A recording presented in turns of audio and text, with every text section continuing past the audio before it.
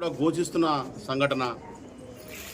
భారతదేశంలో ఒకవైపు గిరిజన మహిళను రాష్ట్రపతి స్థాయికి తీసుకెళ్లి గౌరవిస్తున్న సందర్భం ఒకవైపు చూస్తున్నాం. ఒకవైపు దారుణంగా ఒక గిరిజన మహిళను మానవ మృగాల్లాగా దారుణంగా హింసించి కొట్టి చిత్రహింసలు గురి చేసి ఒక మహిళను చూడకుండా, ఒక తల్లి చూడకుండా, ఒక తెల్లిని చూడకుండా దారుణంగా హింసించిన సంఘటన ఈరోజు వెలుగులోకి వచ్చింది. బండి వెంకటేషు, బండి శివుడు అనేటువంటి కాంగ్రెస్ కార్యకర్తలు ఒక పశువులాగా ఒక మహిళను పట్టుకొచ్చి బంధించి దారుణంగా శరీరం అంతా కూడా గాయపరిచి ప్రైవేట్ పార్ట్స్ను కూడా గాయపరిచి ఒక స్త్రీలంతా కూడా తల దించుకునే విధంగా, సిగ్గుపడే విధంగా ఆ తల్లిని, ఆ చెల్లిని గాయపరిచిన సంఘటన అందరం కూడా బాధపడుతున్నాం. ఆ బాధను వినిపించడానికి కూడా మాటలు రావట్లేదు ఈరోజు సమాజంలో. ఒక్క విషయం గుర్తించండి, ఇంత దారుణమైన సంఘటన కొల్లాపూర్లో ఎందుకు జరుగుతూ ఉన్నాయి? ఈ కొల్లాపూర్లో మొత్తం కూడా అరాచక పాలన వస్తుంది, దౌర్జన్య పాలన వస్తుంది, దోపిడీ పాలన వస్తుంది. ఈ జూపల్లి కృష్ణారావు వస్తే కొల్లాపూర్ అంతా రావణ కాష్ట అవుతుందని చెప్పినా వినకుండా కాంగ్రెస్ మాయ మాటలు, రేవంత్ రెడ్డి కల్లిబొల్లి మాటలు విని మోసపోయి ఓట్లేసి గెలిపించుకున్న పాపానికి కొల్లాపూర్ ప్రజలంతా కూడా దారుణంగా ఇబ్బంది పడుతున్న సంగతి మనం అందరం చూస్తూ ఉన్నాం. ఈ ఒక చెంచు మహిళ, ఈమెకు అండగా భారతీయ జనతా పార్టీ పూర్తిగా ఉంది.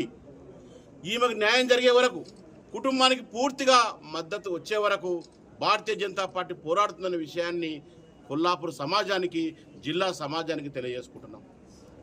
వదిలిపెట్టే సమస్య లేదు. దోషులను కఠినంగా శిక్షించాలి. వాళ్లకు ఒక రిమాండ్ చేయడం కాదు, పూర్తిగా వాళ్లకు ఉరి శిక్ష వేయాలి. అంత దారుణంగా ఆ తల్లిని హింసించారు. ఇలా ఎస్టీ కమిషన్కి వెళ్తాం, మహిళా కమిషన్కి వెళ్తాం, అన్ని కమిషన్లకు వెళ్తాం, ఆ మహిళకు అండగా నిలబడతాం. ఈరోజు పోలీసులకు ఒక్కసారి కొల్లాపురి మీద దృష్టి పెట్టాలి. మంత్రి గారిని అడుగుతా ఉన్నాం, మీరు గెలిచిన తర్వాత నిర్ణయం ఏంది? మీరు గెలిచిన తర్వాత కాంగ్రెస్ కార్యకర్తలు, కాంగ్రెస్ నాయకుల అండతోటి హత్యలు, అరాచకాలు, మానభంగాలు, దోపిడీలు జరుగుతున్న విషయాన్ని మీకు కనపడతలేవా? ఇదేనా మీ రాజ్యము? ఇదేనా మీ యొక్క పాలన?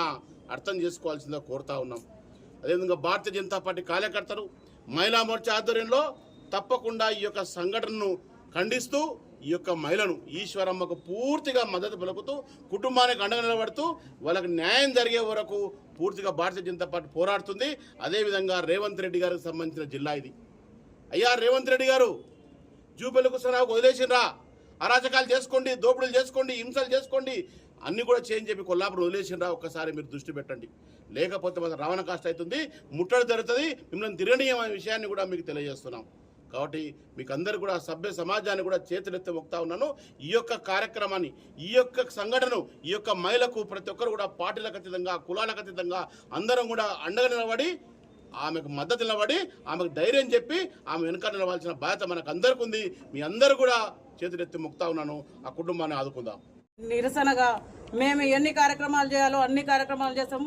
వాడు నిజంగా కొల్లాపూర్లో నేను అది చేస్తా ఇది చేస్తున్నా, జూపల్లి చచ్చిండా?